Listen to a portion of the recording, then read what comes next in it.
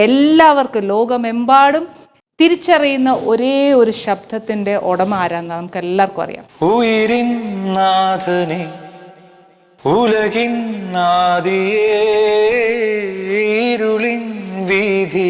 സത്യം പറഞ്ഞ അപ്പന്റെ അതേ വോയിസ് ശരിക്കും ഇതെന്റെ പാട്ടാണ്, അതുകൊണ്ട് കുഴപ്പമില്ല. ഇതെന്റെ പാട്ടാണെന്ന് കുഴപ്പമില്ല. 3ാമത്തെ വർഷം എത്തിയപ്പോഴാണ് ഈ ദീപാവലി ഇന്ത്യൻ അസോസിയേഷന്റെ ദീപാവലി ഫംഗ്ഷൻ ഒക്കെ ഉണ്ട്. അവിടെയാണ് ഞാൻ അപ്പോഴൊരു ഒരു ഹിന്ദി സോങ് ഒരു തമിഴ് പാട്ടും ഒക്കെ പാടിയത് ലൈവായിട്ട്.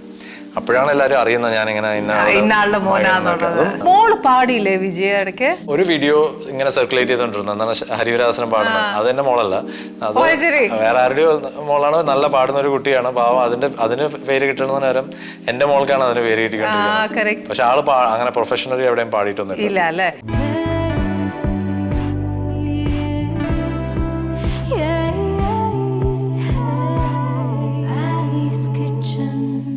Cook with love. Welcome to Annie's Kitchen and you're watching Annie's Kitchen with Annie. ഇന്ന് നമ്മൾ ചെയ്യാൻ പോകുന്ന ഒരു സ്പെഷ്യൽ എപ്പിസോഡാണ്. ഈ പറഞ്ഞ പോലെ ഈസ്റ്റർ അല്ലേ? അപ്പോൾ ഈസ്റ്റർ വരുമ്പോഴത്തേക്ക് നമ്മൾ എന്നാ പറയുന്നത്, ഒരു ഭയങ്കര വിശേഷ. അത് പ്രത്യേകിച്ച് നമ്മൾ എന്താ പറയുക, ക്രിസ്ത്യൻസിൻ്റെ ഇടയിൽ ഭയങ്കര വിശേഷ.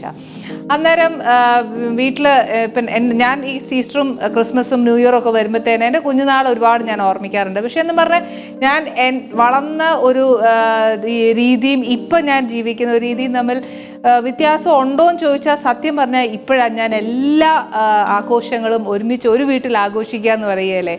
എന്താണെന്ന് വെച്ചാൽ അങ്ങനെ പറയാൻ കാര്യം എന്താണെന്ന് വെച്ചാൽ, ഇപ്പോൾ വിഷു ആന്നേലും ഈസ്റ്റർ ആന്നേലും ക്രിസ്മസ് ആന്നേലും ഓണം ആന്നേലും റംസാൻ ആന്നേലും എന്നതാണെങ്കിലും എൻ്റെ ഏട്ടൻ്റെ വീട്ടിൽ ആഘോഷിക്കാതെ പോകുന്നില്ല. കാര്യം എന്താണെന്നറിയോ, ഞങ്ങളെപ്പോഴും വിശ്വസിക്കുന്ന ഈച്ച് ആൻഡ് എവറി കുഞ്ഞു മൂമെൻറ്റ് പോലും സന്തോഷമായിട്ട് ഒത്തുചേർന്ന് ആഘോഷിക്കുന്നതിൽ പരം സന്തോഷം വേറെ ഒന്നുമില്ല. ഈ പറഞ്ഞ പോലെ ഒത്തിരി വിഭവങ്ങൾ ഉണ്ടാക്കി നമ്മളെല്ലാവരും ഒത്തുകൂടുക എന്ന് പറയുന്ന ഒരു സന്തോഷം അതല്ല, ഒന്നേ ഉള്ളൂ എങ്കിലും ആ ഒത്തുകൂടുക എന്നുള്ളൊരു ഒരുമിച്ച് കൂടുമ്പോൾ ഉണ്ടാകുന്ന ഒരു എന്നാ പറയാനാ. ഞാൻ ഈ പറഞ്ഞ പോലെ ഒരു ജോയിൻറ്റ് ഫാമിലിയിൽ വളർന്നുകൊണ്ട് എനിക്ക് ആ സന്തോഷം ഒരുപാട് ഞാൻ അനുഭവിച്ച ഒരു വ്യക്തിയാണ്. അതുകൊണ്ട് ഞാൻ പറയുന്നത് എല്ലാവരോടും ഞാൻ പറയുന്നത് ഒരു ചെറിയൊരു മൂമെൻ്റ് ആയാൽ പോലും നമ്മളത് പാഴാക്കല്.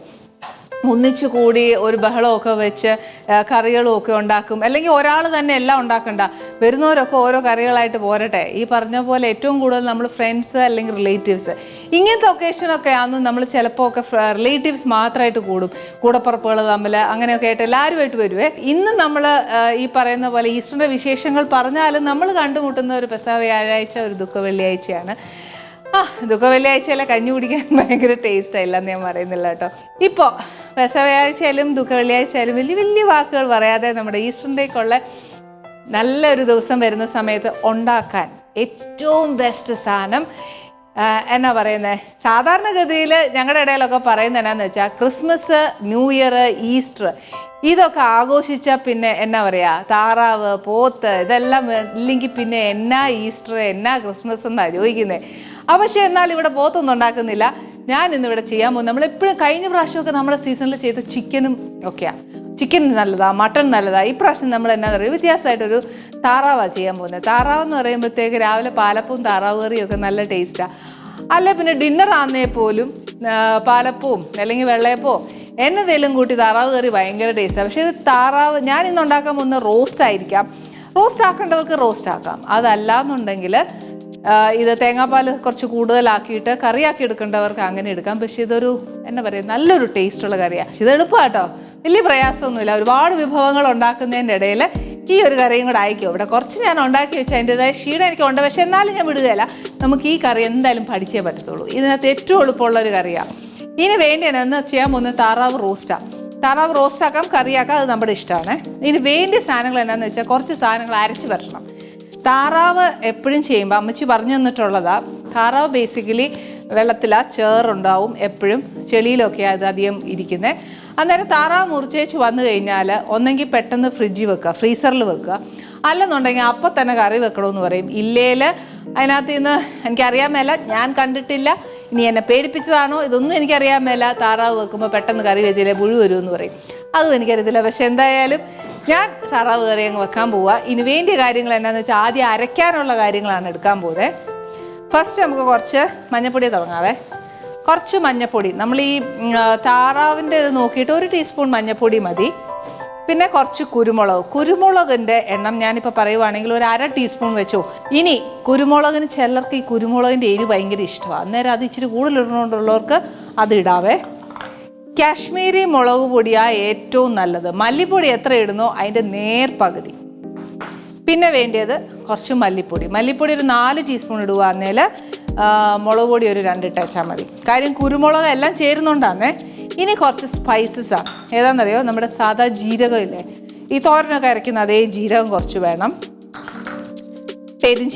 ജീരകവും പെരിഞ്ചീരകവും ഒരേ അളവ് മതി. പിന്നെ വേണ്ടത് ഒരു 3-4 ഗ്രാമ്പു.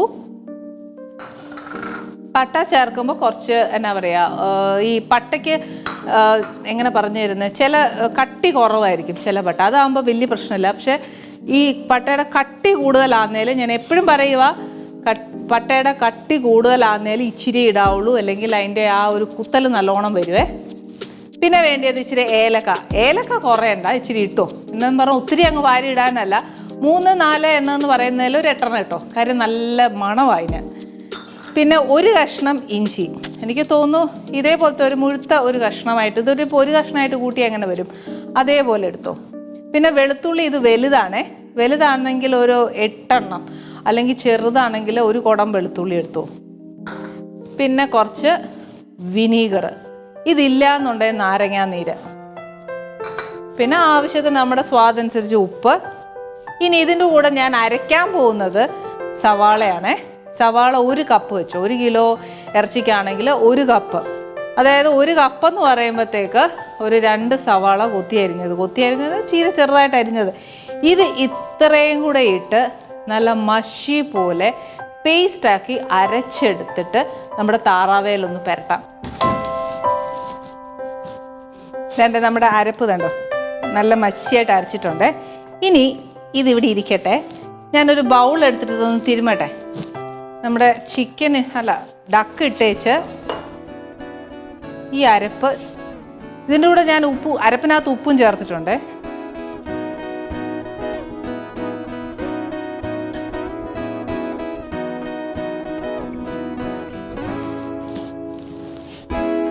മുഴുവൻ അരപ്പും എടുത്ത് നമ്മൾ ഇതിനകത്തോട്ട് പുരട്ടണ്ട, ഈ കഷ്ണത്തിന് വേണ്ടിയുള്ള അരപ്പ് മാത്രമേ, ബാക്കി അരപ്പ് അവിടെ ഇരിക്കട്ടെ.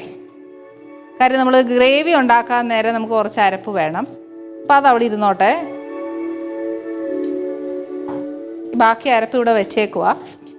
ഇനി ഈ അരപ്പ് ഇതിനകത്തോട്ടിട്ട് നല്ലോണം തിരുമ്മി, താറാവ് ഇറച്ചിക്ക് പൊതുവെ ദശ കുറവാണ്, അന്നേരം ഇച്ചിരി ഒരു എന്നാ പറയുക, ഒന്നെങ്കിൽ ഒരു മുഴുത്ത താറാവ് മേടിക്കുക, അല്ലെങ്കിൽ ഒരു 2 താറാവായിട്ട് മേടിച്ചു. ഒരു ഇച്ചിരി കൂടെ ഞാൻ അരപ്പിടുക.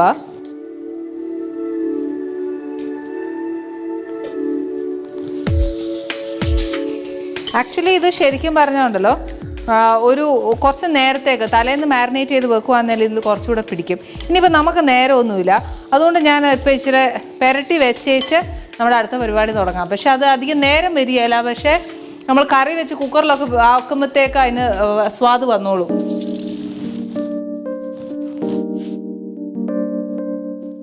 ഇനി നെക്സ്റ്റ് എന്നാ ചെയ്യേണ്ടതെന്ന് വെച്ചാൽ, ഈ പുരട്ടി വെച്ചിരിക്കുന്നത് നമ്മളൊരു പാൻ വെച്ച് വറുത്തെടുക്കണം. ഇത് വേവുകയല്ല വറക്കുമ്പോഴത്തേക്ക്, പക്ഷേ നമ്മളതൊന്ന് വറുത്തെടുത്തേച്ച് പിന്നെ അരപ്പുണ്ടാക്കിയിട്ട് കറിയാക്കുക ചെയ്യുന്നത്. ഈ അരപ്പുണ്ടല്ലോ, ഇറച്ചിക്കറിക്ക് വേണമെങ്കിൽ ഉപയോഗിക്കാം. താറാവെന്നല്ല, ചിക്കൻ കറി ആണെങ്കിലും മട്ടൺ ആണെങ്കിലും ബീഫ് ആണെങ്കിലും ഏതിനാണെങ്കിലും ഈ അരപ്പ് നമുക്ക് നല്ലതാണ്. പക്ഷെ ഇതൊന്നും ഫ്രീസറിൽ വേണം സ്റ്റോർ ചെയ്യാൻ. പെട്ടെന്ന് എന്തെങ്കിലും ഒരു അത്യാവശ്യം നമുക്ക് എടുക്കണമെന്നുണ്ടെങ്കിൽ ഈ അരപ്പ് ഉപയോഗിക്കാം. എന്ന് പറഞ്ഞാൽ എക്സ്ട്രാ വന്നു എന്നുള്ളതല്ല ഞാൻ ഉദ്ദേശിച്ചത്. ഈ കറിക്കുള്ളത് എന്തായാലും എനിക്ക് ഈ മുഴുവൻ അരപ്പും വേണം. അതുകൊണ്ട് ഫസ്റ്റ് ഞാൻ കുറച്ച് നെയ്യ് ഒഴിക്കുക, അതിൻ്റെ കൂട്ടത്തിൽ കുറച്ച് വെളിച്ചെണ്ണ.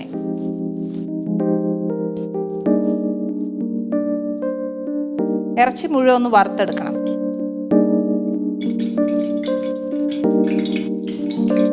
ഒരിച്ചിരി ചൂടായിക്കോട്ടെ. ഇനി എന്നാന്നറിയാം, നമ്മളൊരു ആഹാരം എവിടെ നിന്ന് കഴിച്ചാലും ശരി, നമ്മുടെ വീട്ടിൽ നിന്ന് കഴിച്ചാലും ശരി, ഞാൻ പറയുന്നത് എന്താ അറിയോ, നമ്മൾ പെട്ടെന്ന് ആരോടും ചെന്നേച്ച് ഇത് കൊള്ളുകയല്ലായിരുന്നു കേട്ടോ, എന്നാ ഇത് ഇങ്ങനെയാണോ ഉണ്ടാക്കുന്നതെന്നൊന്നും ആരോടും, ഉണ്ടാക്കിയവരോട് ചെന്ന് ഡയറക്റ്റായിട്ട് പറയുമ്പോൾ എല്ലാം അറിയാം വലിയ പ്രയാസമാണ്. അവരെന്ത് കാര്യമായിട്ടും എന്ത് കഷ്ടപ്പെട്ടായിരിക്കും ഒരു സാധനം നമുക്ക് ഉണ്ടാക്കി തരുന്നത്. ചിലപ്പോൾ അവർക്ക് കയ്യിൽ നിന്ന് അബദ്ധം പറ്റി, എനിക്ക് എത്രയോ പ്രാവശ്യം പറ്റിയിട്ടുണ്ട്. അപ്പോൾ നമുക്ക് പെട്ടെന്ന് അത് കേൾക്കുമ്പോൾ ഭയങ്കര പ്രയാസമാണ്. അപ്പോൾ അതിന് പകരം നമ്മൾ എന്നാ ചെയ്യേണ്ടതെന്ന് വെച്ചാൽ അവരെ പ്രോത്സാഹിപ്പിക്കുന്ന രീതിയിൽ ശരിക്കും അവരോട് പറയാം, ഇത് കുറച്ച് ഇതും കൂടെ വന്നിരുന്നെങ്കിൽ ഭയങ്കര ടേസ്റ്റായിരുന്നു, അങ്ങനെയൊക്കെ പറയണം. പെട്ടെന്ന് ഒരാൾ അങ്ങനെ പറഞ്ഞവരുണ്ട്, ആ അനുഭവങ്ങൾ കിട്ടിയവരെന്നോട് പറയാറുണ്ട്, ഒന്നും ഉണ്ടാക്കാനേ തോന്നുകയില്ല, മടുപ്പായി പോകുമെന്ന്. ഈ പറഞ്ഞ പോലെ അങ്ങനെ അവർക്ക് ഭയങ്കര ഇഷ്ടത്തോടെ ആയിരിക്കും ചെയ്യുന്നത്. അപ്പോൾ അവരോട് ഒരിക്കലും നമ്മൾ എന്താ പറയുക, ആ മടുപ്പ് വരാൻ സമ്മതിക്കരുത്. അവരെ പ്രോത്സാഹിപ്പിച്ച് കഴിഞ്ഞാൽ അവർക്ക് ഈ പറഞ്ഞ പോലെ ഭയങ്കര സന്തോഷമായിരിക്കും മനസ്സുകൊണ്ട്. ഞാൻ എപ്പോഴും പറയുന്നതല്ലേ, കുഞ്ഞു കുഞ്ഞു മൂമെൻറ്റ്സ് പോലും നമ്മൾ സന്തോഷകരമാക്കാൻ നോക്കുക.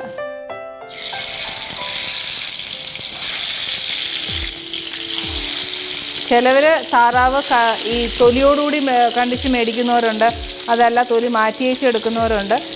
തൊലി ഇട്ടിട്ടെടുക്കുമ്പോൾ അതിൻ്റെ ആ ഒരു ഫാറ്റും കൂടെ വരും, ഭയങ്കര ടേസ്റ്റാണ്. ചിലർക്കത് ഇഷ്ടപ്പെടുകയില്ല, മാറ്റും. ഇതൊക്കെ നമ്മുടെ ഇഷ്ടമാണ്. ഇനിയിപ്പോൾ ഞാനിത് വറക്കാൻ ഇട്ടേച്ച് താറാവ് വെന്തോന്ന് ചോദിച്ചാൽ വേവുകയില്ല. ഇത് ഈ പറഞ്ഞ പോലെ കുക്കറിനകത്തിട്ട് വേവിക്കാനേ ഒക്കത്തുള്ളൂ. പക്ഷെ അതിന് മുമ്പുള്ള കാര്യങ്ങളാണ് നമ്മളിപ്പോൾ ഇവിടെ ചെയ്യുന്നത്.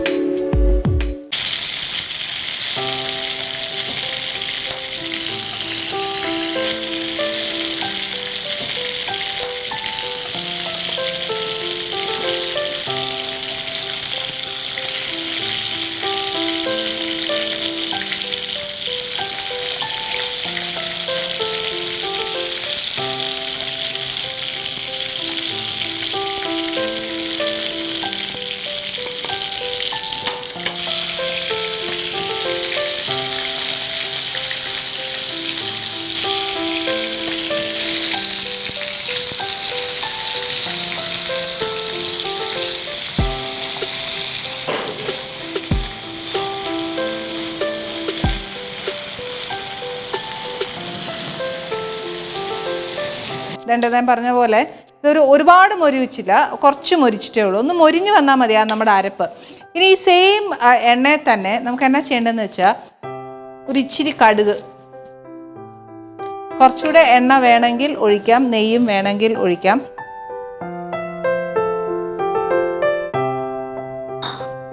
ഇതിനകത്തോട്ട് കുറച്ച് കടുക്. ഇനി വേണ്ടതാണ് സവാളയല്ല, ചെറിയ ഉള്ളി. കടുക് ഒന്ന് പൊട്ടിക്കോട്ടെ.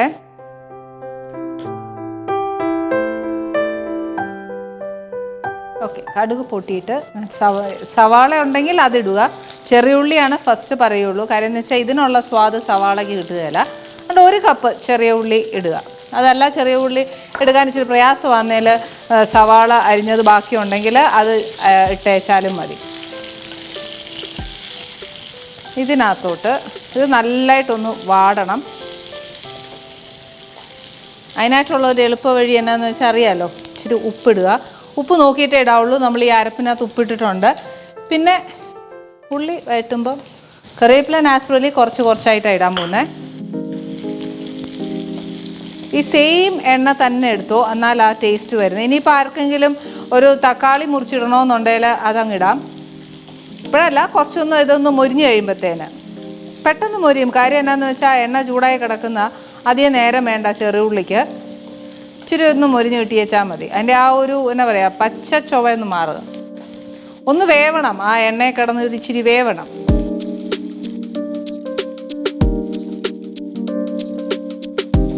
ഇതൊരിച്ചിരി ഒന്ന് മൂക്കാൻ തുടങ്ങുമ്പോഴത്തേന് നമുക്ക് ആവശ്യമുള്ള അരപ്പ്. ഇത് ആക്ച്വലി ഇത്രയും നല്ലതായിട്ടൊരു ഗ്രേവി വേണ്ടേ, അന്നേരത്തേനും ഇത് ആക്ച്വലി ഇത് മുഴുവൻ വേണ്ടി വരും. പക്ഷേ എന്നാലും ഞാൻ പറയുക, നമ്മളൊന്ന് നോക്കി ചേർത്തേച്ചാൽ മതി.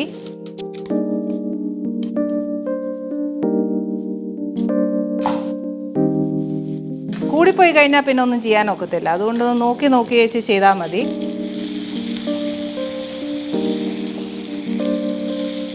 കാര്യം നമ്മൾ ഇറച്ചിയുടെ മേളിൽ പെരട്ടി ചുമ്മാ ഒന്ന് വറുത്തെടുത്തിട്ടേ ഉള്ളൂ. ഇറച്ചിക്കകത്തോട്ട് ഈ അരപ്പ് പിടിച്ചിട്ടില്ല. അന്നേരം അരപ്പ് വേണ്ടി വരും. അതേപോലെ തന്നെ നമ്മൾ മൂപ്പിക്കുമ്പോഴത്തേക്ക് ഈ എണ്ണ നല്ലോണം ഒന്ന് തെളിഞ്ഞു വരണം.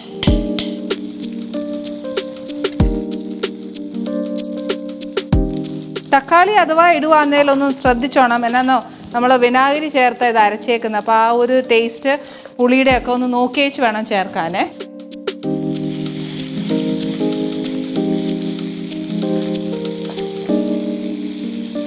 അപ്പോൾ അപ്പോൾ ഈ അരപ്പൊന്ന് വേവാനായിട്ട് ഇപ്പോൾ എണ്ണയ്ക്കകത്തല്ലേ കിടക്കുന്നത്, അതൊരു ഇച്ചിരി ഒന്ന് വേവാനായിട്ട് നമുക്കൊരു കാര്യം ചെയ്യേണ്ടത് എന്നാന്ന് വെച്ചാൽ ഒരു ഇച്ചിരി തേങ്ങാപ്പാൽ ഒഴിക്കാവേ.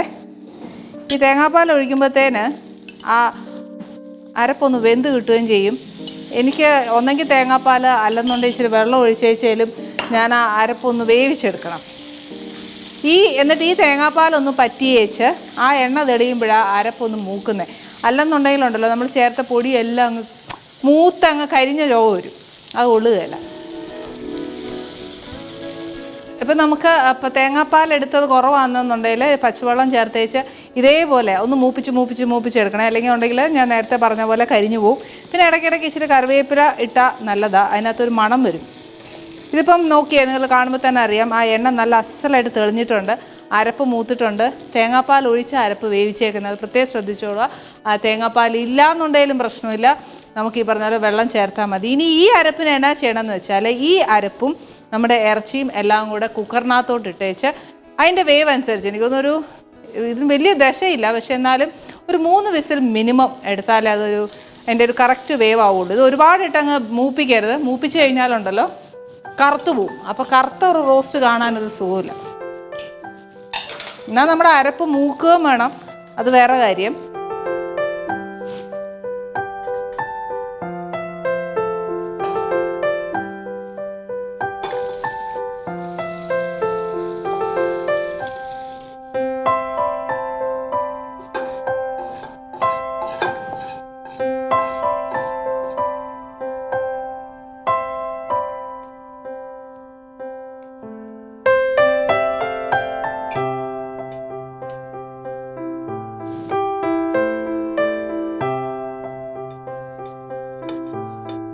നേരെ ചൊവ്വയൊന്നും ഇട്ടില്ല എന്നുണ്ടെങ്കിൽ ഞാൻ പറഞ്ഞില്ലേ എൻ്റെ അമ്മയുടെ ആൻറ്റി, ആ അമ്മയുടെ സിസ്റ്ററോട് ഞാൻ പറഞ്ഞേച്ചാൽ എൻ്റെ ആൻറ്റിയാണ്, പുള്ളിക്കാരത്തോട് ഞാൻ പറഞ്ഞേച്ചാൽ വന്നത് ഇന്ന് ഞാനിതാ ഉണ്ടാക്കുന്നതെന്ന്. അപ്പോൾ എന്നോട് പറഞ്ഞു ഞാൻ നോക്കാടി നീ ഉണ്ടാക്കുന്നത് ശരിയാണോ എന്ന്. അവിടെ നേരെ ചൊവ്വയൊന്നും ഇട്ടില്ലേൽ പുള്ളിക്കാരത്തി ഈ പറഞ്ഞ പോലെ അമ്മമാരുടെ സാധനമല്ലേ, അമ്മയുടെ സാധനമല്ലേ. അന്നേരം പുള്ളി പറയും നീ എന്നതിന് അങ്ങനെ കാണിച്ചേ ഇങ്ങനെ കാണിച്ചേന്നൊക്കെ ചോദിക്കും. അപ്പോൾ അതിലും ഭേദം നമ്മൾ നീറ്റായിട്ട് അങ്ങ് ചെന്നാൽ പിന്നെ വീട്ടിൽ ചെല്ലുമ്പോൾ വഴക്ക് കേൾക്കണ്ടല്ലോ. ബാക്കി തേങ്ങാപ്പാലും കൂടെ അങ്ങ് ഒഴിക്കുക. ഇനിയിപ്പോൾ അഥവാ പോരാൻ തോന്നുവാന്നേൽ കുറച്ചുകൂടെ വെള്ളം ചേർത്തോ. എന്നാന്ന് വെച്ചാൽ വേവുണ്ട്, ഇറച്ചിക്ക് നല്ല വേവുണ്ട്. ഇപ്പോൾ ഇതിന് സാമാന്യം ഉണ്ട്, എന്താ പറയുക, ഇത്രയും വെള്ളം മതിയാവും. ഒരു 3 പ്രഷർ വന്നേച്ച് പിന്നെ നമുക്ക് വേണമെന്നുണ്ടെങ്കിൽ ഈ പറഞ്ഞ പോലെ വെള്ളമോ തേങ്ങാപ്പാലോ എന്നതേലും ചേർത്താൽ മതി. അപ്പോൾ ഒരു കാര്യം ചെയ്യാം, ഈ പ്രഷർ ഇവിടെ ഇരുന്ന് ഒരു 3 വിസിൽ മിനിമം വരട്ടെ, അതുവരെ നമുക്കൊരു ക്ഷമിക്കാം. പക്ഷേ ഇന്ന് ഈസ്റ്റർ ആയതുകൊണ്ടേ ഇന്നും നമുക്കൊരു സ്പെഷ്യൽ ഗസ്റ്റാണ്. ഈ ഗസ്റ്റിനെ പറ്റി നമ്മൾ വിവരിക്കുകയാണെങ്കിൽ എന്താ പറയുക, വാക്കുകളില്ല. പക്ഷേ ഒരു കാര്യം ഞാൻ പറയാം, ഇദ്ദേഹത്തെക്കുറിച്ച് പറയുകയാണെങ്കിൽ നമ്മുടെ കഴിഞ്ഞ ജനറേഷൻ, ഇനി വരാൻ പോകുന്ന ജനറേഷൻ, ഇപ്പോഴത്തെ ജനറേഷൻ എല്ലാവർക്കും ലോകമെമ്പാടും തിരിച്ചറിയുന്ന ഒരേ ഒരു ശബ്ദത്തിൻ്റെ ഉടമ ആരാന്ന് നമുക്ക് എല്ലാവർക്കും അറിയാം. അദ്ദേഹത്തിൻ്റെ മകനാണ് ഇന്നിവിടെ വരാൻ പോകുന്നത്. നാച്ചുറലി ഈ പറഞ്ഞ പോലെ എനിക്കും ഒരുപാട് പാട്ട് ഇഷ്ടമുള്ളൊരു വ്യക്തി ആയതുകൊണ്ടും ഇത്രയും ഞാൻ പറയുമ്പോഴും നിങ്ങൾക്ക് മനസ്സിലായി കാണും ആരാ വരാൻ പോകുന്നത്. നമ്മുടെ പ്രിയപ്പെട്ട ഗാനഗന്ധർവൻ ദാസേട്ടൻ്റെ മകൻ വിജയ് യേശുദാസാണ് ഇന്നിവിടെ വരാൻ പോകുന്നത്. ഈസ്റ്റർ ആകുമ്പം അത്രയും സ്പെഷ്യലാണ് അല്ലേ. ദാസേട്ടനോട് ഇഷ്ടമില്ലാത്ത ഒരു വ്യക്തികളുമില്ല. അപ്പോൾ അദ്ദേഹത്തിൻ്റെ മകൻ എൻ്റെ ഒരു ചെറിയ അടുക്കളയിലേക്ക് വരും എന്ന് പറയുമ്പോൾ എനിക്ക് വളരെ സന്തോഷമുണ്ട്. അതേപോലെ എൻ്റെ പ്രേക്ഷകർക്കും ഭയങ്കര സന്തോഷമാണെന്ന് എനിക്ക് വിശ്വസിക്കുന്നു. ഇങ്ങനെ നമ്മുടെ അടുക്കള കിടക്കുന്ന കണ്ടാൽ പിന്നെ അവർ ആ വഴി വന്നേച്ചാൽ അതുവഴി പോത്തേ ഉള്ളൂ. അപ്പോൾ അതിലും ഭേദം ഒന്ന് വൃത്തിയാക്കാം അല്ലേ. കുറെ നേരമായോ ഇരുന്ന് മുഷിഞ്ഞിട്ട്? ഒരു ഇന്റർവ്യൂവിനൊക്കെ വെയിറ്റ് ചെയ്യുന്ന ഒരു ഫീലിംഗ്. ഇവിടെ ഇന്റർവ്യൂ ഇല്ല കേട്ടോ, ഇവിടെ നമ്മൾ തമ്മിൽ വർത്താനം പറഞ്ഞ് വിശേഷമൊക്കെ പറയുന്നത്. ആദ്യം തന്നെ നല്ല യമ്മി ലുക്കിംഗ് വെൽക്കം ഡ്രിങ്ക് ആണ്. അതെ, എന്നറിയോ, ഞങ്ങൾ ആക്ച്വലി വിജയുടെ വിശേഷം ചോദിക്കുന്നതിന് മുമ്പ് ഞങ്ങൾ അപ്പൻ്റെ അമ്മയുടെ വിശേഷം ചോദിക്കട്ടെ. അപ്പനും അമ്മ സുഖമായിട്ടിരിക്കുന്നു? അത് മാത്രം അറിയേണ്ട ആവശ്യമുള്ളൂ ശരിക്കും എല്ലാവരും. എന്നാൽ അതല്ലല്ലോ, ഗുരുത്വം എന്നൊരു സാധനം ഉണ്ടല്ലോ. അതെ, അപ്പൻ എങ്ങനെ ഇരിക്കുന്നു? അമ്മ എങ്ങനെ ഇരിക്കുന്നു? അമ്മയോട് എന്റെ നമസ്തേ പറയണേ. കാരണം അമ്മയോട് ഏറ്റവും കൂടുതൽ ഞാൻ വർത്താനം പറഞ്ഞിട്ടുള്ളത്. രണ്ടുപേരും അവിടെ സുഖമായിട്ടിരിക്കുക അമേരിക്കയിൽ.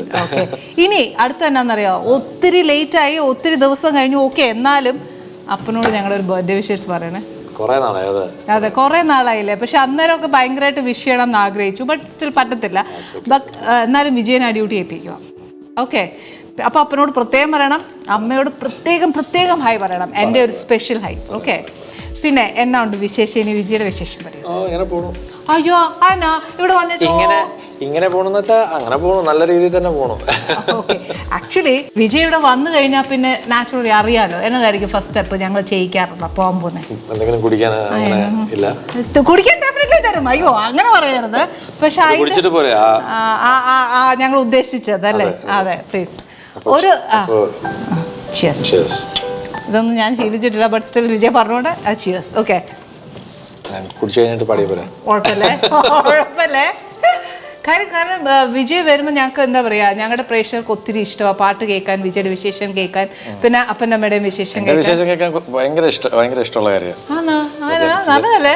ബിക്കോസ് ഞങ്ങളുടെ ഒരു family part of the family member അല്ലേ. സോ നാച്ചുറൽ ഒരു എന്താ പറയാ, നമ്മുടെ വീട്ടിൽ ഒരാൾ നന്നായി വരുന്നൊക്കെ നാച്ചുറൽ, നല്ലതല്ലേ? ഈസ്റ്റർ സ്പെഷ്യൽ അപ്പോൾ നമ്മൾ ഭയങ്കര സീരിയസ് ആയിട്ട് ഭക്തിഗാനമൊക്കെ പാടി അങ്ങനെയാണോ? അങ്ങനെ ദൈവം തമ്പുരാൻ പറഞ്ഞിട്ടേ ഇല്ല. ദൈവം തമ്പുരാൻ നമ്മളൊക്കെ എപ്പോഴും സന്തോഷിച്ചിരിക്കാനാ പറഞ്ഞിരിക്കുന്നില്ലേ? എപ്പോഴും ആയിരിക്കുന്നു. ഞാൻ അങ്ങനെ കണ്ടറിഞ്ഞിട്ടില്ല. പുള്ളിക്കാരൻ എപ്പോഴും നമ്മളൊക്കെ സന്തോഷിച്ചിരിക്കാനാണ് ഇഷ്ടം. അപ്പൊ നമുക്ക് എന്തെങ്കിലും പ്രയാസം വന്നാൽ ദൈവം തമ്പുരാൻ കൈ തരുമെന്നാ പറഞ്ഞിരിക്കുന്നത്. അപ്പൊ നമുക്ക് സന്തോഷം വരികയല്ലേ? അതാ ഇതാണ് സന്തോഷം തരുന്നത്. ആക്ച്വലി അത് ഞാൻ തരാം. ഇത് മാത്രമല്ല ഞാൻ തരുന്നത്, അത് ഞാൻ ഇങ്ങനെ ഈ മേശ മുഴുവൻ നിറച്ച് ഞാൻ തരാം. അതിനകത്തൊക്കെ ഒരു വിഷമമില്ല. പക്ഷെ എന്നെ അറിയുന്നവർക്ക് അറിയാം ഞാൻ ഇങ്ങനെ ഇവിടെ എക്സൈറ്റഡ് ആയിട്ടിരിക്കുന്നതിന് കാരണം മെയിൻലി അതാണ്. ഞങ്ങൾ അത് തയ്യാറായി തന്നെയാണ് ഞങ്ങൾ ഇവിടെ ഇരിക്കുന്നത്. പക്ഷെ വിജയ് പ്ലീസ് ഒരു പാട്ട് മതിയല്ലോ. പോരാ പ്ലീസ്. അതിങ്ങനെ പറയാ പോന്തോറും ഞങ്ങൾക്ക് ഇങ്ങനെ അതിങ്ങനെ പ്ലീസ്. നമ്മുടെ ജോസഫിലെ ഉയിരിൻ നാഥനെ, അപ്പോൾ അത് ക്രിസ്ത്യൻ ഡിവോഷണലുമായി സിനിമ പാട്ടുമായി. ഉയിരിൻ നാഥനെ ഉലകിൻ നാദിയേ ഇരുളിൻ വീതിയിൽ തിരിയാൻ നീ വരൂ. ഉയിരിൻ നാഥനെ ഉലകിൻ നാദിയേ ഇരുളിൻ വീതിയിൽ തിരിയാൻ നീ വരൂ. ആലംബമെന്നും മഴലാഴങ്ങൾ നീന്താൻ നീ എന്ന നാമം പൊരുളേ. എൻ്റെ മുൾപാതയിൽ ഉൾപ്പൂവിനെ തൂകിയിടുന്നു. എൻ്റെ കണ്ണീർ കണം തൂവാലപ്പോൾ മായ്ക്കുന്നു നീ. ഉയിരിൻ നാഥനെ ഉലകിൻ നാദിയേ ഉയിരിൻ നാഥനെ. ഇച്ചിരി കുശുമ്പ് വർത്താനം പറയട്ടെ? എന്നാന്നറിയോ, സത്യം പറഞ്ഞാൽ കണ്ണടച്ചിട്ട് അപ്പം പാടുന്ന പോലെയാ തോന്നിയ കേട്ടോ. സത്യം പറഞ്ഞ അപ്പന്റെ അതേ വോയിസ് ശരിക്കും. ദൈവം അനുഗ്രഹിക്കട്ടെ. ഞാൻ അങ്ങോട്ട് പറയും, തിരിച്ചു പറയുമ്പോ കുശുമ്പ് കൊണ്ട് പറയാം. അതെ, എന്നാ ഒരു കാര്യം ചോദിച്ചിട്ടെ. ഓക്കെ, ദാസേട്ടന് 3 മക്കള്. ഓക്കെ, ദാസേട്ടന് ഒരാൾ പാടുന്നു.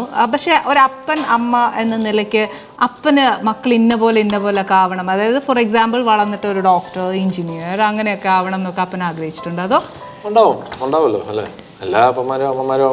അല്ല, അപ്പം പഠിക്കാൻ നേരം പറഞ്ഞില്ലേ എടാ നീ എൻ്റെ അടുത്ത് ഇപ്പൊ എന്റെ ചേട്ടൻ്റെ കാര്യം എടുത്ത് നോക്കുകയാണെങ്കിൽ പുള്ളി ഒരു ചെറിയ പ്രായത്തിൽ തന്നെ അതിന് ഒരു 7-8 വയസ്സിൽ തന്നെ ടെന്നീസ് ഇങ്ങനെ ഇൻട്രസ്റ്റ് കാണിച്ചു. അപ്പോഴേക്കും ആ സമയത്ത് ഫുൾ ലൈക്ക് ഈവൻ ചില സമയത്ത് നമ്മൾ ടെന്നീസ് ഭ്രാന്ത് മൂത്തിട്ട് ചില സമയത്ത് റെക്കോർഡിംഗ് ഒക്കെ ഇങ്ങനെ കുറച്ച് തള്ളി വെച്ചിട്ട് രാവിലെ ടെന്നീസ് കളിച്ചിട്ട് കളിക്കാം അന്നൊക്കെ ഭയങ്കര കളിക്കുമായിരുന്നു. അപ്പം കളിക്കാൻ വേണ്ടി ഒന്ന് റെക്കോർഡിംഗ് ഒരു 3 മണിക്കൂർ മാറ്റി വെച്ച് കളിച്ചിട്ടൊക്കെ പോകും. അങ്ങനത്തെ ഭ്രാന്ത്. അപ്പോൾ അതൊക്കെ ഞങ്ങൾക്ക് എല്ലാവർക്കും കിട്ടിയിട്ടുണ്ട്, അത് സ്പോർട്സിലോട്ടുള്ള ആ ഒരു ഇത്. സോ ചേട്ടൻ അങ്ങനെ ടെന്നീസ് കളിക്കാൻ ട്രെയിൻ ചെയ്തു. അമേരിക്കയിൽ പോയത് തന്നെ പുള്ളിക്ക് വേണ്ടിയാണെന്ന് വേണമെങ്കിൽ പറയാം. ആദ്യം പുള്ളി 91-ൽ പുള്ളിനെ അവിടെ കൊണ്ടുപോയി ഒരു സ്കൂളിൽ ചേർത്ത്, ഈ ടെന്നീസ് അക്കാഡമിയിൽ ഫ്ലോറിഡയിൽ ചേർത്തു. അങ്ങനെ തനിച്ച് ഒരു വർഷം പുള്ളി അവിടെ തനിച്ച് നിന്നു. പക്ഷെ പുള്ളി ഭയങ്കര ഹോം സിക്ക് ആയിട്ട്, അന്നൊക്കെ ഇമെയിലും ഫോണും അന്ന് ലെറ്ററാ ഫോണുണ്ട്, ലാൻഡ് ഫോൺ. പക്ഷെ അത് തന്നെ ലൈക്ക് വെരി ലെറ്റർ അയക്കും, അവിടെ നിന്ന് ലെറ്റർ അയക്കുക, എനിക്ക് ഭയങ്കര മിസ്സാകുന്ന അതെന്നൊക്കെ പറഞ്ഞ്. അപ്പം ഞങ്ങളിവിടെ സ്കൂളിലായിരുന്നു, ഞാനും എൻ്റെ അനിയനും ചെന്നൈയിൽ. അപ്പോൾ അവിടെ പോയിട്ട് ഭയങ്കരമായിട്ട് ഇതായിട്ട് ഒരു വർഷം കഴിഞ്ഞ് തിരിച്ചു വന്നു. എന്നിട്ട് തിരിച്ചു വന്നിട്ട് ഹോം സിക്ക്, എത്ര ഹോം സിക്ക് ആയിരുന്നു വെച്ചാൽ വീട്ടിൽ നിന്ന് പോകാനേ താല്പര്യമില്ല. ഹോം സ്കൂൾ ചെയ്തു ആ ഒരു വർഷം. ഞങ്ങൾ ആ സമയത്ത് നോർമലായിട്ട് സ്കൂളിൽ പോയിക്കൊണ്ടിരുന്നു. അത് കഴിഞ്ഞ് അടുത്ത വർഷം ഞങ്ങൾ പ്രോഗ്രാമിന് ഒരുമിച്ച് പോയപ്പോഴത്തേക്കും സർണയുടെ 3 പേരെ ഞങ്ങളെ കൊണ്ടുപോയി അവിടെ കൊണ്ടുപോയിട്ടു. എനിക്കെന്നാൽ കുറച്ചൊന്നും അവർക്കൊരു സമാധാനമായിട്ടൊന്ന് റിലാക്സ് ചെയ്യണം ഉണ്ടായിരുന്നു എന്ന് തോന്നുന്നു കുറച്ച് ദിവസം. അപ്പോൾ അവിടെ കോളേജിലും ആ ലെവലിലൊക്കെ full tennis, proper tennis player ആയിരുന്നു. അപ്പൊക്ക് പുള്ളിയുടെ കാര്യത്തില് അതായിരുന്നു ആഗ്രഹം. എന്റെ കാര്യത്തിൽ ഞാനും ഒരു 7-8 വയസ്സിലൊക്കെ കുറച്ച് തരംഗിണിയുടെ ഭക്തിഗാനങ്ങളിലും അങ്ങനെയൊക്കെ പാടാനൊക്കെ തുടങ്ങി. എനിക്ക് പിന്നെ അത് മാത്രമേ അറിയുള്ളൂ. ലൈക്ക് എന്താണ്, ഞാൻ ഈ സ്കൂളിൽ ക്ലാസ്സിലിരുന്ന് മാത്ത് ക്ലാസ്സിലും ഒക്കെ ഇരുന്ന് ഇങ്ങനത്തെ, ഞങ്ങൾക്ക് മറ്റേ പഴയ വുഡൻ ടേബിളാണ്. പക്ഷെ നല്ല സ്കൂൾ, മറ്റേ കൃഷ്ണമൂർത്തി ഫൗണ്ടേഷൻ സ്കൂൾ. അപ്പം ഞങ്ങൾ ഉള്ളിൽ ഇങ്ങനെ ക്ലാസ്സൊക്കെ മാത്ത് ക്ലാസ് അവിടെ പോയിക്കൊണ്ടിരിക്കും. ഞാൻ അവിടെ ഇങ്ങനെ പാട്ടുള്ളിലുണ്ട്. അപ്പൊ ഇങ്ങനത്തെ കാര്യങ്ങളൊക്കെ എനിക്ക് ഇൻട്രസ്റ്റ്. അപ്പം എന്റെ ക്ലാസ്മേറ്റ്സ് ഒക്കെ എന്നെ ഭയങ്കരമായിട്ട്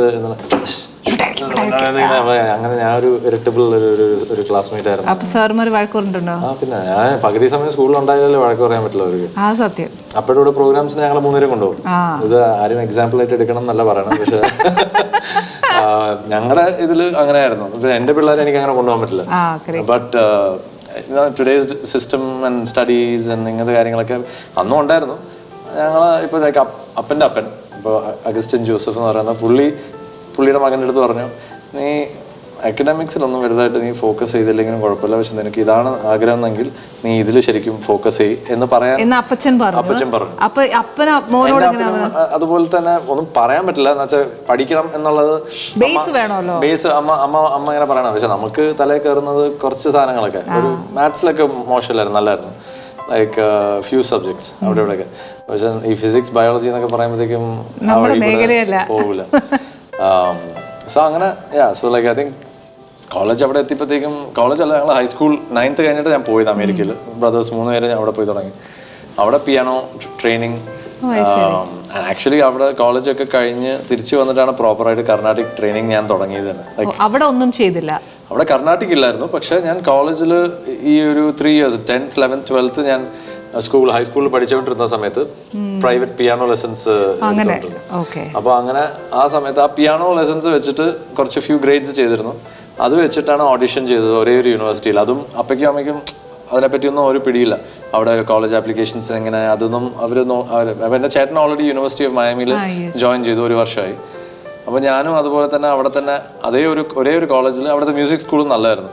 അപ്പോൾ ആ ഒരേ ഒരു കോളേജിൽ മാത്രമേ ഞാൻ അപ്ലൈ ചെയ്തുള്ളൂ. ഭാഗ്യത്തിന് കിട്ടി. അത് ഈ പിയാനോ ഓഡിഷൻ വെച്ചിട്ടാണ് ചെയ്തത്. എന്തോ അവർക്ക് തോന്നി എന്താണ്, എന്തൊക്കെയോ 12th കഴിഞ്ഞിട്ട്, ഹൈസ്കൂൾ 12th കഴിഞ്ഞിട്ട് അപ്ലൈ ചെയ്ത് കിട്ടി. അവിടെ ജോയിൻ ചെയ്തു.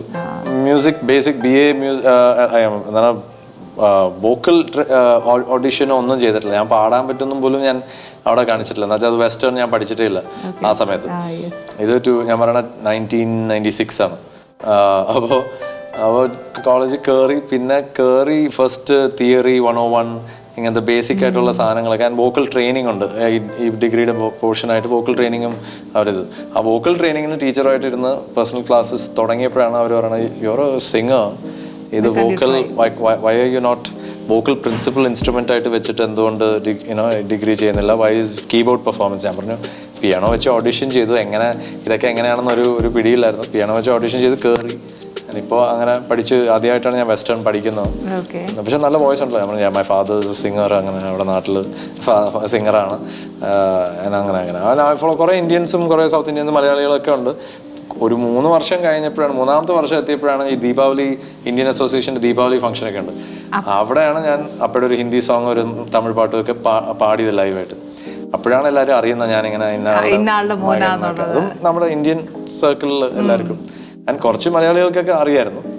അപ്പൊ ഈ 12th കഴിഞ്ഞപ്പോഴത്തേക്ക് അപ്പ തന്നെ മനസ്സിലാക്കി മോൻ ഇത് തന്നെയാണ് ഇഷ്ടം? 12th കഴിഞ്ഞപ്പോഴല്ല, അതിനു മുമ്പ് തന്നെ ഞാൻ ഇവിടെ അമേരിക്കയിൽ പോണതിന് മുമ്പ് തന്നെ ഇവിടെ ഡിവോഷണലിനൊക്കെ ഈ മറ്റേ തരങ്ങണിയുടെ അയ്യപ്പ ഭക്തിഗാനങ്ങളും ക്രിസ്ത്യൻ ഭക്തിഗാനങ്ങളൊക്കെ കുറച്ച്, അത് ചൈൽഡ് വോയിസ് ആയിരുന്നു. അത് കഴിഞ്ഞ് പിന്നെ ഒരു 30 അതൊരു ട്രൈ പോലെ അപ്പ തന്നതാണോ അതോ അപ്പന് മനസ്സിലാക്കിയിട്ട് അപ്പൻ ഒരുമാതിരി എനിക്ക് ലൈക്ക് ഒരുമാതിരി ഇപ്പൊ കേൾക്കുമ്പോഴത്തേക്കും ഇപ്പൊ ലൈക്ക് ആദ്യത്തെ ഫസ്റ്റ് ഇപ്പോൾ ചില അയ്യപ്പ ഭക്തന്മാര് നമ്മളെ കാണുമ്പോഴത്തേക്കൊക്കെ പറയും പാദബലം തരണം അടിയനും കൊച്ചിലെ ആ ശബ്ദത്തിൽ പാടിയതാണ്. അപ്പോൾ ആ ഒരു ചൈൽഡ് വോയിസ് എനിക്കിതൊരു അത് വലിയൊരു സംഭവമായിട്ട് ഇപ്പൊ കേൾക്കുമ്പോൾ തോന്നുന്നില്ല. അങ്ങനെ ഒരു പ്രോഡജി. ഇപ്പൊ അപ്പ 6 വയസ്സിൽ തന്നെ കച്ചേരി ചെയ്യാൻ തുടങ്ങി എന്നൊക്കെ പറയുന്ന പോലെ അങ്ങനത്തെ ഒരു പ്രോഡജി ഒന്നും അല്ലായിരുന്നു ഞാൻ ജസ്റ്റ് അങ്ങനെ പതുക്കെ എന്താണ് പഠിച്ചു വന്നു. അപ്പോൾ വെസ്റ്റേൺ പോയി പഠിച്ചു കഴിഞ്ഞപ്പോഴത്തേക്ക് കുറച്ചൊരു കോൺഫിഡൻസ് ആ സ്റ്റേജിൽ നിൽക്കുന്നത്. അതിനു മുമ്പും പ്രോഗ്രാംസ് ചെയ്തിട്ടുണ്ട് അപ്പയുടെ കൂടെ കുറേ. അതിലൊക്കെ ഈ കൊച്ചിലൊക്കെ ചൈൽഡ് വോയിസസ്. ഇപ്പൊ അഞ്ജലി ഞാൻ എൻ്റെ അനിയനും പാടുമായിരുന്നു ആ സമയത്ത് കുറച്ച്. അപ്പോൾ ഞാൻ അനിയൻ ശ്വേത ഞങ്ങളൊക്കെ പ്രോഗ്രാം സുജി അപ്പയും കൂടെയും പ്രോഗ്രാം ചെയ്യുമ്പോൾ ഞങ്ങളാണ് കോറസ്, ചിൽഡ്രൻ കോറസ് ഒക്കെ ഞങ്ങളാണ്. പിന്നെ അത് കഴിഞ്ഞ് കുറച്ച് കഴിഞ്ഞപ്പോൾ അമേരിക്കയിൽ പോയി തിരിച്ചു വന്നിട്ടാണ് കുറച്ചുകൂടെയും പ്രോഗ്രാംസ്, അല്ലെങ്കിൽ അതിനിടയ്ക്ക് കുറച്ച് പ്രോഗ്രാംസ്. ആ കോളേജിൽ ഇരുന്നപ്പോൾ 3.5 വർഷം പ്രോഗ്രാംസിന് പോയല്ലോ അപ്പോഴോട്. അപ്പം അത് വരെ പോയിരുന്നു കുറേ പ്രോഗ്രാംസിനൊക്കെ. അപ്പോൾ അങ്ങനെ വോയിസ് ചേഞ്ച് ചെയ്യുന്ന സമയം അങ്ങനെയൊക്കെ കുറെ. അപ്പൻ എന്നാ നല്ല അഡ്വൈസ് തന്നെ. ഇപ്പം അപ്പൻ നിശ്ചയിച്ചു കാണുമല്ലോ, ഓഫ്കോഴ്സ് 10th കഴിയുമ്പോഴേ അപ്പൻ നിശ്ചയിക്കും ഇദ്ദേഹത്തിന്റെ പാത ഇതാണ്. ഇല്ല ഐ മീൻ അതും പുള്ളി ഇപ്പൊ തന്നെ ചേട്ടൻ്റെ കാര്യം പറഞ്ഞില്ല, ടെന്നീസ് ഇപ്പോൾ യൂണിവേഴ്സിറ്റി ഓഫ് മയാമിയിൽ ഫുൾ സ്പാനിഷ് പ്ലെയേഴ്സ് ആണ്. ലൈക്ക് പ്രോപ്പർ ഭയങ്കര കൊച്ചു. അവരൊക്കെ 8 വയസ്സ് തൊട്ട് തന്നെ ട്രെയിൻ ചെയ്ത് വരുന്നവരാണ്. ആൻഡ് അവരുമായിട്ടാണ് കോമ്പറ്റീഷൻ, ലൈക്ക് ആസ് എൻ ടീമിൽ കയറാൻ തന്നെ. അപ്പോൾ ആ ടോപ്പ് 5 എൻ്റെ ചേട്ടൻ കളിച്ചുകൊണ്ടിരുന്നത്. Like 5th player 4th player ഒക്കെ ആയിരുന്നു. അവർക്ക് തന്നെ റാങ്കിങ്സ് ഉണ്ട്. അപ്പോൾ പക്ഷെ അത് ഫൈനലി പുള്ളിക്ക് ഒരു 3rd ഇയർ ആയപ്പോഴത്തേക്കും ഒരു നീ ഇഞ്ചുറി പോലെ മറ്റേ ജമ്പേഴ്സ് അവിടെ ഫുൾ ഹാർഡ് കോർട്ടാണ്, സിമെന്റ് കോർട്ട്സ് ആണ്. അപ്പോൾ അതിൽ കളിച്ച് വീണെന്തല്ല ഈ അതിൽ ജമ്പ് ചെയ്ത് കളിക്കുന്ന ഈ ഒരു ജമ്പേഴ്സ് നീന്നൊരു സ്പോർട്സ് ഇഞ്ചുറി ഉണ്ട്. അപ്പോൾ അത് വന്നപ്പോഴത്തേക്കും പുള്ളി അപ്പടുത്ത് വന്ന് പറഞ്ഞിങ്ങനെ ഞാൻ ഈ ഇഞ്ചുറി കാരണം ഞാൻ ടെന്നീസ് പതുക്കെ വിടാൻ പോവാണ്, അക്കാഡമിക്സിൽ ഫോക്കസ് ചെയ്യാൻ പോവാണ്. അങ്ങനെ പുള്ളി ബിസിനസ് BBA ഓണേഴ്സിലൊക്കെ ഗ്രാജുവേറ്റ് ചെയ്തു. അങ്ങനെ അവിടെ സെറ്റിൽ ആയി. അവർ രണ്ടും അവിടെ സെറ്റിൽ. അനിയനും അതുപോലെ ഫ്ലോറിഡയിൽ വേറൊരു കോളേജിൽ പഠിച്ച് എഞ്ചിനീയറിംഗും പിന്നെ വേറെ എന്തൊക്കെയോ പഠിച്ച് എക്കണോമിക്സ് അങ്ങനെ എന്തൊക്കെയോ പഠിച്ച് അതൊക്കെ ഇല്ല പുള്ളി പഠിച്ച് ഇപ്പോൾ ബാങ്കിങ് കുറെ നാളായിട്ട് ഒരു ബാങ്കിങ്ങിലൊരു സെക്ടറിൽ അവിടെ ഡാലസിലാണ്. അപ്പോൾ പുള്ളി അവിടെ രണ്ടുപേർക്കും നന്നായിട്ടൊക്കെ പാടാനൊക്കെ പറ്റും. പക്ഷെ ഭയങ്കര ഷൈ ആണ്. അനിയന് പിന്നെയും പാട്ടുകളോട് തന്നെ ഈ പറഞ്ഞ ഞങ്ങൾ പാടുന്ന ഇപ്പം എൻ്റെ വളരെ റെയറായിട്ടുള്ള നമ്മുടെ ഓഡിയൻസും പോലും കേൾക്കാത്ത ചില തെലുങ്കോ അല്ലെങ്കിൽ കന്നഡയോ അല്ലെങ്കിൽ തമിഴ് പാട്ടുകളൊക്കെ എനിക്ക് ഇടയ്ക്കിടയ്ക്ക് വല്ല റിലീസായാൽ അല്ലെങ്കിൽ പഴയ ഏതെങ്കിലും പാട്ട് അയച്ചു തരും. നല്ല പാട്ടായിരുന്നു കേട്ടോ, എന്താ ഇത്രയും ഹിറ്റാവാത്തത് എന്നൊക്കെ പറഞ്ഞുകൊണ്ട് എനിക്ക് മെസ്സേജൊക്കെ അയക്കും. അപ്പോൾ അങ്ങനെ എൻ്റെ എല്ലാ പാട്ടുകളൊക്കെ ഐ തിങ്ക് അപ്പയുടെ അതുപോലെ ഞങ്ങൾക്കൊക്കെ അറിയാം. എനിക്കും അതുപോലെ പുള്ളിക്കും അറിയാം. പക്ഷെ മറ്റേ ആള് ചേട്ടൻ ഭയങ്കര ക്വയറ്റ് ആണ് ഈ കാര്യത്തിലൊക്കെ. പാട്ടൊക്കെ ഇഷ്ടപ്പെടാൻ എല്ലാം ഉണ്ട്, അതൊക്കെ ഉണ്ട്. പക്ഷെ എല്ലാം ഒന്നും കാണിക്കില്ല. ഇല്ല, കൂടുതലൊന്നും മിണ്ടില്ല. എല്ലാം അനിയനാണ് കൂടുതലും ഇങ്ങോട്ട് ഫീഡ്ബാക്കും കാര്യങ്ങളൊക്കെ. അപ്പം വിജയ് ചോദിച്ചിട്ടുണ്ടോ ഫിലിമിലൊക്കെ പാടാൻ ഇഷ്ടമാണോ ചോദിച്ചിട്ടുണ്ടോ പുള്ളിയോട്? അവർക്ക് പഠിക്കാൻ അവർ പഠിച്ചിരുന്നെങ്കിൽ ലൈക്ക് ആസ് എൻ കുറച്ചൊന്നും ഇത് ചെയ്തിരുന്നെങ്കിൽ they could easily I am sure. നല്ല ശബ്ദം ഞങ്ങൾക്കൊക്കെ സംസാരിക്കുമ്പോൾ ഞങ്ങൾ അമ്മേനെ കുറച്ച് ചില സമയത്ത് അപ്പൊ ഞങ്ങൾ ഫോണിലൊക്കെ നമ്മൾ പ്രഭ ഇപ്പോ കുറച്ചുകൂടെയും വോയിസ് കുറച്ചുകൂടെയും നമ്മുടെ ഇത്രയും നാള് കഴിഞ്ഞിട്ട്. പക്ഷെ ആ ഒരു 20s ഞങ്ങൾ ട്രൈ ചെയ്യുമായിരുന്നു. അല്ല അമ്മയ്ക്ക് മാത്രമേ മനസ്സിലാവുള്ളൂ. ബാക്കി വേറെ കുറെ ഫാമിലി ഫ്രണ്ട്സ് ഒക്കെ വിളിക്കുന്ന ആൾക്കാരുടെ അടുത്തൊക്കെ ഞങ്ങൾ ചെയ്ത് പറ്റിച്ചിട്ടുണ്ട്. പക്ഷെ അമ്മയ്ക്ക് പിന്നെ ഈസി ആയിട്ട് മനസ്സിലാവും. അമ്മ എന്നാ പറയുന്നു കരിയറിന്റെ കാര്യം? പിന്നെ ഇറ്റ്സ് ഓൾ ഈ ഞങ്ങൾ നേരത്തെ ചോദിച്ചില്ല അഡ്വൈസ് എന്താ തരുന്നത് എന്നുള്ളത്. സോ ഇറ്റ്സ് ലൈക്ക് അപ്പയും അതുപോലെ തന്നെ അപ്പ കൂടുതൽ പിന്നെ പറയില്ല. കുറച്ച് നാൾ എന്താണ് പറഞ്ഞത്, നീ ഒന്ന് പ്രാക്ടീസ് ചെയ്യുക അല്ലെങ്കിൽ നീ ഒന്ന് പഠിക്കുക അല്ലെങ്കിൽ ഇതൊക്കെ ചെയ്ത് പിന്നെ വോയിസ് വരുന്നത് അമ്മയുടെ വഴി. ഒന്ന് പോയി അപ്പയുടെ കൂടി ഇരിക്കോ അല്ലെങ്കിൽ ഒന്ന് പോയി എന്ന് പറഞ്ഞുകൊണ്ട്. അപ്പോൾ ഇത് എല്ലാ അമ്മമാരും ചെയ്യുന്നതാ അല്ലേ? അപ്പായ്ക്ക് ഒത്തിരി ഓപ്പൺ ആയിട്ട് പറയാനൊക്കത്തില്ല. അപ്പൊ പറയാനുള്ളതൊക്കെ പറഞ്ഞ് പിന്നെ അപ്പയുടെ കാര്യം അപ്പൊ നോക്കും. he'll be in his thing. So then I realize that's something that they'll say. നമുക്ക് we have a way of ഓരോ ആൾക്കാർക്കും ഓരോ പോലെയാണല്ലോ. ലൈക്ക് പ്രാക്ടീസിന്റെ ലെവൽ നോക്കിയാലും അല്ലെങ്കിൽ ഹൗ യു ടേക്ക് പ്രാക്ടീസ് എന്നുള്ളത്. പിന്നെ ഈ പഴയ ഒരു ഇന്റർവ്യൂല് അപ്പയുടെ ഒരു ഇന്റർവ്യൂ ഉണ്ടായത് ഇപ്പോൾ ഈ ഇൻസ്റ്റ ഒക്കെ ഉള്ളതുകൊണ്ട് എല്ലാത്തിലും ഇങ്ങനെ സർക്കുലേറ്റ് ചെയ്യുന്നത്. അപ്പോൾ ഒരു ഇംഗ്ലീഷ് ഇന്റർവ്യൂ. അപ്പോൾ അതിലിങ്ങനെ ചോദിക്കുന്നത് how do you do practice every day. അപ്പോൾ ആ വീഡിയോയിൽ എനിക്ക് തന്നെ അപ്പയ്ക്ക് എൻ്റെ ഇപ്പോഴത്തെ പ്രായമാണ്, ഐ തിങ്ക് ഒരു 45 or something like that. അപ്പോൾ പറയാം well see I don't have much time to practice because I'm running around for recordings. So recordings itself is a practice for me എന്ന് പറയാം. അപ്പോൾ ഞാൻ ആ വീഡിയോ പണ്ട് കണ്ടിരുന്നെങ്കിൽ എനിക്ക് തിരിച്ച് പറയാമായിരുന്നു. പക്ഷെ ഇപ്പോൾ ഇപ്പൊ എനിക്കിപ്പോ പറയാം, ഞാൻ ഈ കിടന്ന് ഓടുന്ന പോലെ തന്നെ പണ്ട് അപ്പ കിടന്ന് ഓടിക്കൊണ്ടിരുന്നത്. അതെ, ചേട്ടൻ ഭയങ്കര റിസർവ്ഡാ. ഓക്കെ, വിജയ് ഓക്കെ, ഞങ്ങൾക്ക് എല്ലാവർക്കും അറിയാം, നല്ലോണം വർത്താനം പറയും, ആവശ്യത്തിന് ഓവറായിട്ട് സ്വയം സമ്മതിക്കുന്നുണ്ടല്ലേ. ഞാൻ കുറച്ച് ഡീസന്റ് ആക്കിയതാ. പിന്നെ അനിയനാണെങ്കിൽ ഓക്കെ, വിജയുടെ അടുത്ത് ഒത്തിരി വർത്താനം പറയും, ബാക്കിയുള്ളവർ അധികം ഒത്തിരി എന്നല്ല. എന്റെ അടുത്ത് കാര്യങ്ങൾ, ഇങ്ങനത്തെ പാട്ടിന്റെ കാര്യങ്ങൾ അങ്ങനെ അങ്ങനെ ഞങ്ങൾ സംസാരിക്കുന്നത് കൂടുതൽ ഞങ്ങൾ അങ്ങോട്ടും ഇങ്ങോട്ടും ഞങ്ങളാ. ഏറ്റവും കുസൃതി ആരാണ്? Obviously, വിജയ്. നടുക്ക് സെക്കൻഡ് ആൻഡ് മിഡിൽ വൺ ആയതുകൊണ്ടായിരിക്കും ചിലപ്പോൾ. യൂഷ്വലി ഏറ്റവും ഇളയതാണ് ചെയ്യേണ്ടത്, പക്ഷെ പുള്ളി അതും കൂടെ ഞാൻ ഏറ്റെടുത്തു അല്ലേ. ഓക്കെ, നിങ്ങളുടെ ഒരു വില്ലൻ മതിയല്ലോ ഒരു ഫാമിലിയിൽ, മതിയല്ലോ. മറ്റേ രണ്ടിന്റെ സ്വൈര്യം കെടുത്താൻ ഒരെണ്ണം മതി. അത് ഒരുത്തൻ ഞാൻ തന്നെ. എന്റെ വീട്ടിലെ അതുകൊണ്ട് രണ്ടുപേരും അവിടെ US പാസ്പോർട്ട് എടുത്ത് അവിടെ ഇങ്ങോട്ടെങ്ങാടും ഈ വേരിയയിലേക്ക് വന്നു വരുന്ന. അച്ഛൻ്റെ ഒരുപാട് തല്ല് കിട്ടിയിട്ടില്ലേ? തല്ലൊന്നും കിട്ടിയിട്ടില്ല, ഒരിക്കലും ഒരു പ്രാവശ്യം പോലും തല്ലിയിട്ടില്ല. അപ്പൊ ഈ കുസൃതി ആണെങ്കിൽ അപ്പന്റെ കേടും കൂടെ അമ്മ തീർത്തേക്കും. അത് ആവശ്യം അപ്പടത്തെന്ന് വെച്ചാൽ തല്ലൊന്നും ആവശ്യമില്ല. അപ്പന്റെ ഒറ്റ ഒരു ഇങ്ങനെ വന്നിട്ട് എന്ന് പറഞ്ഞിട്ട് അതോടെ കഴിഞ്ഞു. എല്ലാരും മറ്റേ തണുത്ത വെള്ളം ഒഴിച്ച പോലെ എല്ലാത്തിനും അടി ഉണ്ടാക്കിയെന്ന് പോലെ അറിയാൻ മേലാത്തൊരവസ്ഥ. പക്ഷെ ആകെ അടി ഉണ്ടാക്കിയിട്ടുള്ളതും ഞാൻ മാത്രമേ ഉള്ളൂ. ലൈക്ക് അങ്ങോട്ട് ശരിക്കും എന്തെങ്കിലും തിരിച്ച് പറഞ്ഞ് അങ്ങനെ എന്തെങ്കിലും പറഞ്ഞ ചൊറിഞ്ഞോണ്ടിരുന്നത് ഞാൻ മാത്രം അല്ല, അങ്ങനെ പറയാൻ പറ്റില്ല. നമ്മള് പേരൻസും നമ്മൾ അങ്ങോട്ടും ഇങ്ങോട്ടും ഗിവ് ആൻഡ് ടേക്ക് അല്ലേ ഈ പറയുന്നത്. കറക്റ്റ്. അതുകൊണ്ട് അത് ഏറ്റെടുത്തതും വിജയാണ് അല്ലേ. ഓക്കെ, നിങ്ങളുടെ ഈസ്റ്റർ ഒക്കെ എങ്ങനെയായിരുന്നു? ഇവിടെ നാട്ടിലായിരുന്നു ഏറ്റവും നല്ലത്, അതോ യു എൻജോയ്ഡ് ഇൻ അമേരിക്ക? അതെ, അമേരിക്കയിൽ കുറച്ചുകൂടെയും ഈ ടൈം ലൈക്ക് ഫ്രീ ടൈം അതുകൊണ്ട് മേ ബി ലൈക്ക് ഒരു താങ്ക്സ് ഗിവിങ്ങോ അങ്ങനത്തെ ചില അവരുടെ അമേരിക്കൻ ടൈപ്പ് സാധനം അങ്ങനത്തെ സെലിബ്രേഷൻസ് ഒക്കെ കുറച്ച് എലാബറേറ്റ് ആയിരുന്നു എന്നല്ലാണ്ട് ഇറ്റ് വാസ് സെയിം. ഇവിടെ ആകുമ്പോഴത്തേക്കും അപ്പം കുറച്ചുകൂടെയും ഈ പറഞ്ഞ പോലെ കുറച്ചൊരു ഭക്തിമയമാണ്. ലൈക്ക് എന്താണ് സൺഡേ ഈസ്റ്റർ അങ്ങനെയൊക്കെ പോകണം എന്നൊക്കെ. അപ്പോൾ ലൈക്ക് ക്രിസ്മസിന് തന്നെ രാത്രി വിളക്കൊക്കെ കത്തിച്ച് പ്രാർത്ഥിച്ചിട്ട് ഞങ്ങളുടെ ഇതെന്ന് പറഞ്ഞാൽ കുറച്ച് ആ ഗിഫ്റ്റ്സ് ഒക്കെ ഫുൾ ഡെക്കറേറ്റ് ചെയ്ത്. ഇപ്പം എനിക്ക് എന്താ പണിയത്, ഞാൻ തിരിച്ച് ഇപ്പം ചെന്നൈ പോയി കറക്റ്റായിട്ട് ഇപ്പം പിള്ളേരുടെ ക്രിസ്മസ് ഡെക്കറേഷൻസ് ഒക്കെ മോളാണ് ഇപ്പം ടേക്ക് ഓവർ ചെയ്തിരിക്കുന്നത് കഴിഞ്ഞ 2 വർഷത്തിൽ. പക്ഷേ ഞാൻ തിരിച്ച് ചെല്ലുമ്പോഴത്തേക്കും ഞാൻ പോയി അവർക്ക് വേണ്ടിയുള്ള എല്ലാം ഡെക്കറേഷൻസും കാര്യങ്ങളൊക്കെ ഫിനിഷ് ചെയ്ത് രാവിലെ എണീക്കുമ്പോൾ എല്ലാം സെറ്റാക്കി. പാടിയില്ലേ വിജയടക്ക്? ഒരു വീഡിയോ ഇങ്ങനെ സർക്കുലേറ്റ് ചെയ്തോണ്ടിരുന്നു, എന്താണ് ഹരിവരാസനം പാടുന്നത്. അത് എന്റെ മോളല്ല, അത് വേറെ ആരുടെയോ മോളാണ്. നല്ല പാടുന്ന ഒരു കുട്ടിയാണ്, പാവം. അതിന് പേര് കിട്ടണമെന്ന് പകരം എന്റെ മോൾക്കാണ് അതിന് പേര് കിട്ടിക്കൊണ്ടിരിക്കുന്നത്. പക്ഷെ ആള് അങ്ങനെ പ്രൊഫഷണലി എവിടെയും പാടിയിട്ടൊന്നുമില്ല. ഇപ്പൊ പഠിച്ചോണ്ടിരിക്കുന്നത് വീഡിയോ കണ്ടപ്പോ ഞങ്ങൾ ഇങ്ങനെ വിചാരിച്ചു മോള് നന്നായിട്ട് പാടുന്നു. ഓക്കെ, അപ്പൊ ജനറേഷൻ ബൈ ജനറേഷൻ കൊച്ചിലെ നമ്മൾ അപ്പയുടെ 60th ആ ഒരു സെലിബ്രേഷനൊക്കെ സ്റ്റേജിൽ ഹരിവരാസനം കയറി പാടിയിരുന്നു. അപ്പൊ അതിന്റെ കണക്ഷനാണ് എല്ലാവരും തെറ്റിദ്ധരിക്കുന്നത്. ഇപ്പൊ പാട്ട് പഠിക്കുന്നുണ്ട് രണ്ടുപേരും ഒരുമാതിരി. മോനും രണ്ടുപേരും പാടുന്നുണ്ട്. അവരിങ്ങനെ വെസ്റ്റേണും പഠിക്കുന്നുണ്ട്. അങ്ങനെ അപ്പൊ അവരെ വിട്ടിരിക്കുകയാണ് അവരുടെ ഇഷ്ടത്തിന്. അതിനകത്ത് ഇന്റർഫിയർ ചെയ്യാറില്ല. ഞാനിങ്ങനെ പഠിക്കാൻ നല്ലൊരു ടീച്ചറിനെ കണ്ടുപിടിച്ച് കൊടുക്കുക അല്ല അങ്ങനെ എന്തെങ്കിലുമൊക്കെ. അല്ലാണ്ട് ഞാൻ അവർക്ക് ചെയ്യണമെങ്കിൽ താല്പര്യം ഉണ്ടെങ്കിൽ അവർ തന്നെ അതിൽ വർക്ക് ചെയ്യണം എന്നുള്ളത്. എന്നെ പറഞ്ഞ് എന്റെ അപ്പനമ്മൻ നനത്താളാണ്. അതുകൊണ്ട് അപ്പൊ ഇത്രയും വർഷമായിട്ട് അപ്പൊ ഞാൻ അതിൽ നിന്ന് ഒരു പാഠം എടുത്ത് ഞാനിനി പറഞ്ഞു വെറുതെ പഠിക്കണം. നമ്മുടെ പേരൻസ് ചെയ്ത മിസ്റ്റേക്സ് നമ്മളും പഠിക്കണം.